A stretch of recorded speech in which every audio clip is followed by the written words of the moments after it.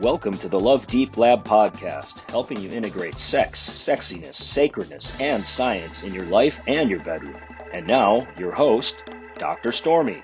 Hi, welcome to the Love Deep Lab podcast. I'm your host, Dr. Stormy. I'm so excited today to have an amazing guest and one of my dearest friends join me today to share her wisdom with you all. So today we're going to talk about something that I'm going to go out on a limb and say every woman can relate to, the feeling of not being enough, feeling like you're sort of lost and adrift. Maybe certain areas of your life are rock star and other areas are not, but just really the woman's journey, a woman's journey in this world. And so I know all of you out there are going to really deeply relate to her journey and to the wisdom she's going to share with us today. So I'm so excited to jump right in. So Claudia, thank you for being with us. Oh, thank you so much for having me. So excited. You guys are in for a treat today. So I'm going to introduce my dear friend, Claudia. Claudia Lewis is a first-time author, licensed psychotherapist, yoga meditation teacher, and spiritual seeker. Tired of never quite feeling enough, she left her home in Great Britain on a spiritual adventure to find questions and answers of life. Claudia now lives in Los Angeles, where she runs a thriving private practice, supporting her clients to heal and grow. She has spoken and presented widely on various topics of healing and change. In 2019, she became director of Spirit Nature, a movement dedicated to personal transformation. So welcome, Claudia. So happy to have you here today. Thank you so much. Thank you. And it's so fun for me because I get to do this, right? But it's rare that I get a really dear sister friend to join. So you guys are just really in for a treat with Claudia's amazing wisdom and her amazing spirit. So happy to share. Claudia and I go way back. We have way back. I was thinking about this yesterday, and just for the audience's benefit, Stormy and I met when her son jumped onto my son on a trampoline in Culver City in 2009. That's how we met. And then they were both starting a new school the next day, and we showed up and we're like, weren't you the mom at the gym? And that's how we became friends. That's so crazy. I love that you just brought that story up. From everyone in LA, I met this lovely woman. And just a little backstory on that, on my part of that story. My son jumped on everything and everyone at the time. And I was like, oh shit, because I thought he might hurt him. And you came over and you were so lovely and gracious. And so it was just meant to be. And now our sons are off to college, and which is just crazy. All those years later. It's amazing. So, welcome, Claude. So excited to have you here today. Thank you. So let's just get right into it. So your book, which I am holding and had the privilege of reading, Happy, Silly, Wise, you talk about spirit nature journey. So I'd love for you to share what that is, how you got on yours, just a little bit about kind of what all of a sudden in 2019, in the midst of COVID, you wrote this book. Yeah, indeed. So I have been very privileged to have a pretty good life. And I want to start by saying I had many good things in my life. But I've always been a spiritual seeker, always on a quest. And I had been through a lot of therapy, a lot of spiritual adventures, 12-step, exploring all kinds of different breath work. We've done some of those adventures together. And always looking for and finding meaning and purpose. And it was a lot of the reason why I left Great Britain and traveled to different areas of the world, finally landing in Los Angeles. And I always throughout that had this nagging feeling, this kind of gnawing feeling inside that there must be something more. And a lot of that was tied into worth for me, and this feeling that I couldn't hold my value across all areas of my life. So maybe I'd feel successful and good in one area, but then in another it was kind of dicey. And I've noticed this in every woman I've ever met, all the clients I work with, my friends, my community, that it's really hard for us to hold value across multiple areas at once. And we often live with this nagging feeling of not enoughness. And that was really what I was holding during my years of living here, during the years I've known you. And then in 2015, I was at a party in Venice and was introduced to James Steller, who is the developer and founder of Spirit Nature. And I knew straight away that what he was offering was different than other spiritual modalities or paths that I had encountered. So I began working one-on-one with James pretty much every week, year after year after year. And just to give a little backstory about him, he is a clairvoyant healer who was born with the ability to see everything within your universe and your energy field. I mean, that sounds exciting and terrifying all at once. It's both exciting and terrifying. So every thought you have, every belief you have, every memory experience from this lifetime and any other, all held around you in energy. And he can pull any single thing out of there to help you learn and grow. Wow. So from this, he developed Spirit Nature, which is a step-by-step belief system to help people shift and grow out of the pain and punishment that a lot of us live in, into feelings of being enough, into more affinity, positive connection with self. Wow. Yeah, amazing. And it's funny, I didn't know what you were going to say, obviously. And my intro to you was about that maybe we feel like we're rocking it in some parts of our life, but we really, this kind of permeating thread of not feeling enough, right? It's really deep. Mm-hmm. It really is. And, I don't want to limit this to just women, because I know there are many, many men that experience the same thing. But in Spirit Nature, we look at there are very specific reasons for all of us, but particularly women, that we don't feel as if we're enough. Mm-hmm. Yeah, and you mentioned, you go into that in the book, about for women, those reasons, and then also different for men, right? Mm-hmm. Well, we're all of us stuck within the same operating system, and some of us may be impacted more for various different reasons than others. Mm-hmm. Mm-hmm. And when you say about feeling of not enough, like what came up for me is that there's absolutely areas in my life that currently sitting here lifetime, I don't feel enough, right? And then there's areas where, almost flip side of the same coin, I feel too much. Like, is that similar, or is that a different operating system, or what would your thoughts be on not enough and too much and how those mix in? Well, those two can flip-flop between one and the other. But essentially what all of this points to is an internal experience of not enoughness. So a lot of the time we associate enough with doing rather than being. So as women, right, all of us, as women, we are born into the programming that we are 0.5. Right? The programming around the world is as a woman, you are less than unless you're a sex object, you're a mum, preferably of boys, or you're an overachiever. And if you do those things, then maybe you can get some feelings of enoughness, is what is in our programming, in the water that we swim in. There is no information necessarily that you have an inherent value just for being you. So we get caught in this trap of, I've got to do more, I've got to be more, and then finally I'll be enough, which of course is something that we're never ever going to win. It's just a perpetual treadmill that we're on to do more, try and be more, get approval, get acceptance. And then maybe we can be enough, but we never really feel that we are. Right. Beautiful. Oh yeah, I can really relate to that. As I was reading your book on my flight to and from Europe recently, I was like, wow, I could really see myself, feel myself in your pages, in the pages of the book. I'm so glad that you could and that you relate to that, because I think on some level, it's something that women everywhere really struggle with. Mm-hmm. Yeah. And you all don't know amazing Claudia like I do, but I can tell you, it's like, for me, it's knowing her and seeing how vibrant and amazing and brilliant and just loving and a fabulous mom and an incredible friend she is. It's like, you can from the outside say, well, Claudia, how could you feel not enough? How could you feel, less than? And I'm going to imagine, Claudia, you have the same experience of me, and yet I feel not enough and less than in so many areas, right? So it's like, we don't have the perspective that maybe the people that love us do. Mm-hmm. And it speaks to the fact that this is not about the externals. This is an inside job.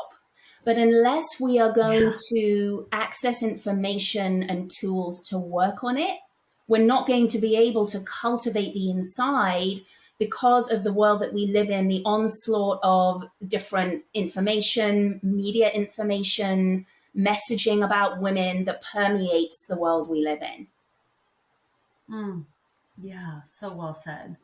And so in your book, you mentioned your journey to becoming a vertical woman. And I had never heard that term. So I would love for you to kind of share for sure about your journey to becoming a vertical woman. But what is a vertical woman? I love that question. So the first thing to mention is the vertical woman is a state. It is not a destination that we reach. And I'm still very much on the path of learning that and being a beginner around that. And, you know, just like all of us, making mistakes and falling down and then having days where I don't feel that way at all. Right. So a vertical woman is a woman that seeks the truth and speaks the truth, and a woman that seeks truth over illusion in all things. So then that raises the question, well, what is truth? Right. And truth is, in this area that we're looking at, who we are without programming, without negative messaging, without internalizing any negation about ourselves or any messaging that we might be less than, who we are without all of that noise and referencing that truth. And in the case of women, it's a state of being in laughter, in ease, in amusement, in passion, in creativity. So we're living a much more vibrant and joy-filled existence than kind of somewhere we may be a lot of the time.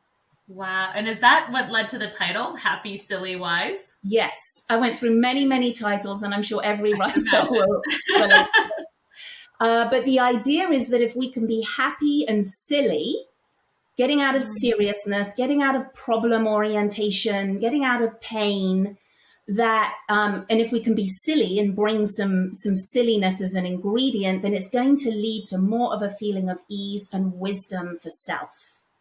Oh gosh, I love that. I think we could use so much more silly. And it's funny, even that word like makes me giggle, like silly, right?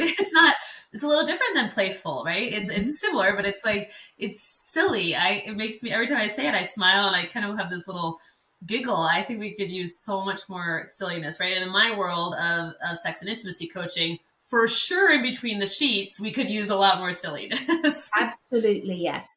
And it's this idea of the playful feminine that we're bringing to heal us out of this perfecting programming that we have to do more and be more, and that we're just enough as we are. So in being the beginner, we can fall down, make a mistake, spill dinner all over the floor, and none of it really matters. We don't have to make a meaning that any of these mistakes, quote unquote, or any of this perfecting means anything when it really doesn't. That just robs us of life. Yeah. So you mentioned it's like cultural programming, ancestral, messaging, media, all of the things. So that programming comes from so many different places, it sounds like. It does. It's something that we can learn in our families. It's the culture that we might live in. It's what we're exposed to from a very young age. It's probably multiple lifetimes of living that. And if we look around the world, can you point to any culture where women are truly in an equality, a co-creative equality with men? There isn't one. And so while, many of us are hopefully easefully moving into a more co-creative, equal place, it really takes some doing because of the programming that we're swimming in. Right. Yeah. So I guess that leads me perfectly to this was new for me, this vertical woman. And I have actually had the privilege, I would say, of working myself personally with several sessions with James, but we're talking about 9 or 10 years ago, really, maybe more than that. I don't know. Time goes is interesting, but so I know how I can feel how incredible he is. But for all of those listening and watching out there, how do we even begin to get there? How do we begin to heal this programming? How do we begin to, you mentioned a couple times today in our time together about just being rather than doing. Mm-hmm. Absolutely. So the first step is that we want to stop negating self. Self-doubt, self-punishment, self-negation, that all has to go. And we can do this by beginning to monitor when we might go into a negation of self, and then stopping that. And, this is a concept that exists in Western psychology as well, is not engaging with those thoughts and then moving to what in spirit nature we call a resignation, which is a positive statement about self. For example, I'm healing out of negativity and I'm healing now. I'm releasing pain and I'm healing now. I'm deserving of a more positive life and I'm healing now. So some kind of statement to occupy the mind in its restless, painful analytic, so that we can be in a more easeful place. I love that two-part too, right? Like the negating the negative, right? But then also actively, I'm healing now. Like that's a very active statement. That's really beautiful. It's a statement that keeps the process going, so we're in a healing state moment to moment. So I'm going to give you a personal example. So let's say I look in the mirror as I'm turning 46 this week, this week in 9 days. So next week, I guess. But, aging is not for the faint of heart. I feel like I'm doing it gracefully in some areas and then really begrudgingly, nail bitingly in other areas. So let's say maybe this has actually happened recently. I look in the mirror and I'm like, I hate the cellulite. I'm getting old and I'm getting soft. What would possibly be that statement from the spirit nature modality that I could say to myself then? But it's an awesome question, because so many of us experience this at every age. I love my female body and I'm healing now. Oh, I just got chills. Totally. Yeah. Because again, this is in the programming that as a woman, you're desirable between maybe the ages of 15, 16 and 35. And then outside those parameters, not looking so good. Yes. And so then we're faced with, what do I do with that? If I don't have internal meaning and I'm just connected to the external, then that's going to be a really rocky path as we age. And so identifying the female and being in the body brings us a lot more into present moment time. I have total chills, full body chills. So for me, that's always my gauge of yes, we are. That is spot on. Amazing. Okay, so you said that's the first step, is that this statement of reframing. Well, I'm calling it reframing, but your words, and then the act of healing. And what would be the next step? So the next step would be self-validation. Validate yourself no matter what, and validate the least little thing. So the perfecting programming is that you're really only good enough maybe if you're the best of the best, you're associated with the best, you're doing the best, you're top of the class, you won the gold medal. And all of that creates this approval and acceptance that puts us into a performance and puts us into pretending and just a huge amount of perfecting. And so if we can validate ourselves no matter what, which is so much easier than it sounds, right? That we just have a value for being us regardless, it's going to help with all of this. And we do so, you would recommend we do so in our mind, say it out loud or in our minds, something that's self-validating no matter what. We can do both. And so what I do as a practice that I love and is super accessible is standing in front of the mirror for 5 minutes, making statements of positivity. I'm a creative woman. I'm an erotic woman. I'm an amazing woman. I'm a thoughtful woman. I'm a kind woman. I'm an artistic woman. We can make a list, hopefully, of many, many, many different things. And these lists are available on the Spirit Nature website, which I can tell you about later. And it begins to affirm for us our positive qualities of self without having to go into a negation, as we just mentioned, and without having to think that we have to do more and be more, but that we are enough already. Exactly as we are in this moment. Exactly as just right now. That's it. Without makeup on, without brushing my hair yet today, here I am. Amazing. Okay, so what if I'm doing this practice? I'm looking in the mirror and I'm doing my positive statements, my self-validating statements, and it feels awkward as shit. Like it feels untrue. It feels awkward. What do you recommend then? It may well feel those things in the beginning because so many of us are in a negation of self so that we're not making these statements and referencing ourselves in that way. So initially, we might not be able to own the statement. And there's an element of this that we need to work through the awkwardness and keep going. In the beginning, it's hard for some people to even say it out loud in front of the mirror. That's okay. You can start with writing if that's easier. You can start in your mind if that's easier. But the more we say it, the more we're going to connect to those inherent words and statements within us. Amazing. I love that. Yeah. Beautiful. So those are the first 2 steps. Are there other steps? There's something that is going to help make both steps 1 and 2 easier, which is to laugh as much as we possibly can. I love it. I just realized that my ass feels as wide as Los Angeles, and that's hilarious. I just spilled my dinner all over the floor, and I'm just going to laugh about it. And the more we can laugh about any single thing, the more that releases the seriousness, the self-punishment, this heavy existence that we can somehow be in over these things that don't really mean anything. Totally. So beautiful. And if you think about and love the laughter, the silly piece for so much. Because I've always experienced you as playful and silly in our friendship. We have we have a 16-year friendship. But I know that you haven't always experienced yourself as playful and silly. And you always say, well, I'm British and all these things, right?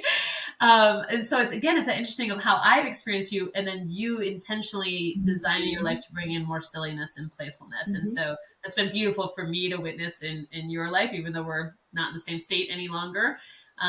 But we've got together for girls trips pre-COVID, which we're going to do again post-COVID soon. It's absolutely, and it speaks to how a lot of us are raised, and the British culture is quite serious. It's etiquette, it's being polite. There's more formality possibly in the English culture than here. And when I told my younger son I was coming on here today, do you know what he said to me? Don't be too serious. Oh, I love him so much. It's amazing. Yes. So we often can find ourselves serious in different areas and take ourselves too seriously. Right? If we're really thorough with our examination of self, there's plenty of areas where we might fall into that then leads into a more just depressed, doom and gloom, lack of gratitude state where things just don't feel very good. Beautiful. And I love the silly aspect for so many reasons, right? What it does in our brain, laughter and silliness, but also the world of personal transformation. Those of us, which is everyone listening and watching my podcast is going to be interested in personal transformation and personal growth. It can have such a gravity to it. It can have such weight to it. Like, right? In AA, they say another effing growth opportunity, right? It's like, it can be this like, oh my gosh, more personal work. I'm never enough. So I love the aspect of adding the levity, the laughter, the silliness piece, because it doesn't need to be so grave. It doesn't need to be so weighty. It really doesn't. And a lot of what you're pointing to that's a big part of spirit nature as well is being the beginner. But in our culture, there's such a serious value about having to know everything and be the expert and be the best that, again, that just puts us back into the competitive where we're fighting everybody else to try and get to the top. And if we can be the beginner and, I'm still learning, I'm humble, and I don't have to be in the competitive fray that is so very exhausting for us. Yeah, absolutely. And I agree with you that this is for men and women and non-binary persons, but it's also like, as a woman, I can share that like there's, and I think it's for sure changing in my group of friends and in other people's groups of friends, but I think collectively there's still this amongst women, this comparison, scarcity mindset rather than this celebration of each other's amazingness. Absolutely. Yes, there is. And, this speaks to the hierarchy that we live in. And a lot of what we were talking about earlier with the 0.5 programming. So this idea that there is a certain hierarchy with maybe a male figure at the top, a CEO, other rich men, maybe then rich women, and then you're maybe somewhere down the bottom clawing to try and get your way to the top. So it puts us into a competitive vibration where we have a willingness to harm and punish other people, including women, to try and be better and get to the top, which is not a very nice way to be living. I mean, look at the world around us and how much of it is based on that. Right. Yeah. Amazing. So any other tips for our, we call them sexy homework. Claudia's already given you 2 amazing things. Well, actually 3. So the 2 and then adding in laughter. So anything else, Claude, that you want to add for our listeners and viewers? So I would add to the list of laughter to be the beginner. Oh, beautiful. So when we can be the beginner, we're enough just as we are and we're learning life. So it doesn't matter if we make a mistake. and to me, like, I just laughed there. Like, that also allows more room for the laughter, the silly piece. Because if I'm in beginner's mind and the beginner and willing to make mistakes or willing to say, oh shit, I have no idea, but I don't know the answer to that. Let's go find out. Right. It's, and I can really relate to that. Like, there's such a desire to be the best, an expert in your field, in your parenting, and your, all these things, but to allow yourself the grace and space to laugh and to flub up. I mean, there's days where, like you said, I don't feel a vertical woman in any way, shape, or form. Right. And I want to say in all of this that this doesn't mean that we can't improve and, become a great mom or a great coworker or whatever it might be, but it's getting us out of the mindset of never being enough and always needing to do more. Yeah. And that in itself is so refreshing to move out of some of these, the seriousness, the effort, the problem, what we call more male energy or controls, that both men and women struggle with, into just being in more of a lightness of life that's going to feel a lot better. And then that connects us in a different way to the people around us, gives them permission to be able to be themselves too. Beautiful. I love that. That what popped in for me there is from the Qigong world, the concept of Wu Wei, effortless action. I just love, and I struggle, man. I am all about like effortful action much of the time. And so effortless action, right? To be in motion, but with ease, with grace, with softness, really, with it, and playfulness, with laughter, rather than I'm going to will this to be, right? I deeply relate to that. And I really appreciated how much in depth you go into it in your book about that. I'm so glad. I mean, it's something so many of us struggle with, especially if, we're running businesses and have families and, really trying to push and be successful and have more and be more, that what you just described can get lost. Yeah. And so, really moving into more ease and more permission, it takes it out of moving to a place of exhaustion where so many of us get to, right? Just from over-efforting. And this idea that there's always a problem to be fixed or a fire to put out or something that we have to do. We don't have to be in such an over-efforting at all. I love that. Amazing. Beautiful. So, I mean, this work has been life-altering for you. It's been life-altering. And the book is your desire to share that with the world. I share this because I see how many women that I work with and women all around me struggle with this, and how we are caught in the competitive fray of always needing to do more and be more, when there's actually some accessible ways that we can have a really different existence. And there are more tools, meditations, insights, different things that we can use that I share in the book and on the Spirit Nature website as well, for women to be able, and men as well, for all of us to begin changing how we approach life, to have a more balanced, happy, vibrant existence. Oh my gosh. Happy Silly Wise, right? Happy Silly Wise. Well, before you share where they can find this information and follow you, and I highly recommend that everyone pick up a copy of this book. And Claudia, if you can share in a minute about where they can find the book, and also to follow along the Spirit Nature journey. But before we do with our guests, we do a little intimacy, get to know our guest, since I'm all about intimacy, as you know. So Claudia is not aware of these questions, as our listeners and viewers know, but Claudia, we're going to go through the 3 pillars of the Love Deep Lab podcast, which are sex, science, and sacredness. So for you, in your life at this moment, what makes you feel sexy? Where do you feel you're sexy? So I feel my sexy when I dance bachata. Yeah, so bachata is a Dominican dance. I started dancing salsa about 3 years ago to get more in my fuego and out of the seriousness. And from there, I went to bachata. You can Google it, Bachata, for those of you that don't know it. It's a very sensual, connecting dance involving a lot of body waves and movement and connection with another person. Oh my gosh. I gotta see you doing this, honey. This is amazing. It sounds possibly sexier than it looks.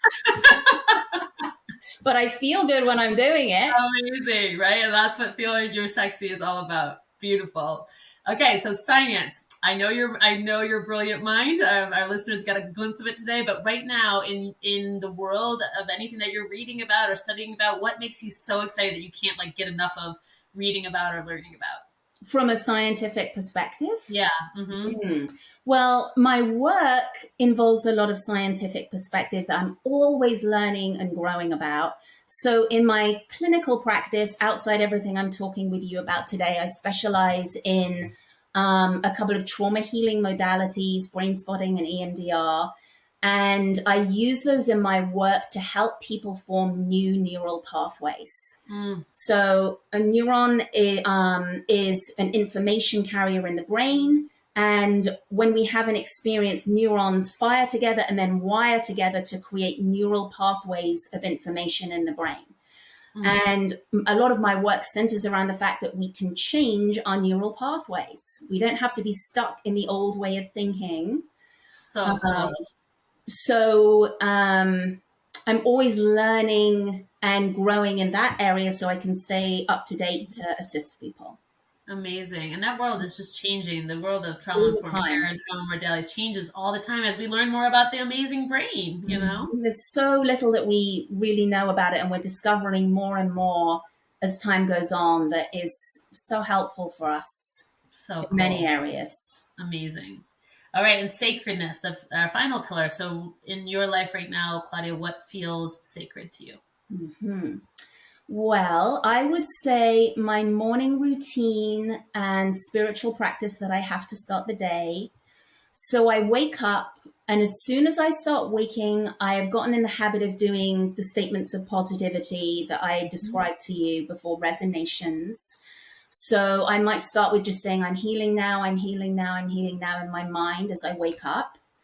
I go make my green tea, fresh loose leaf. And then I sit and do my meditation and intention setting for the day. So how do I want to go into my day? I have a mindfulness practice that I begin with, and then I bring in some of the spirit nature techniques, working with releasing negativity in meditation and healing and growing, and kind of cleaning the mind and cleaning my energy field for the day in this way. Sounds very sacred and amazing.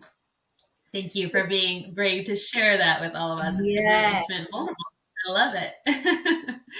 Awesome. So how can our listeners and our watchers find you, follow you? How can they find your book? So the book is available on Amazon now, and I'll just hold it up so people can see the cover. It's Happy Silly Wise, Creating a Magical Life in Challenging Times. The book is a combination of my life story, but also the tools that we've talked about today. So there are practical, accessible tips for everybody. And then you can follow along at spiritnature.com. We have a blog there. We have a free introductory course. We have more explanation of the Spirit Nature approach and how it can assist you to heal and grow into more connection with yourself. We're also on Instagram at We Are Spirit Nature. Amazing. So I highly recommend everyone follow along, grab a copy of the book. You will not regret it. And Claudia, thank you so much for sharing some time with us today. And thank you to all of our listeners and viewers. Thank you for being brave and opening your hearts to love deep.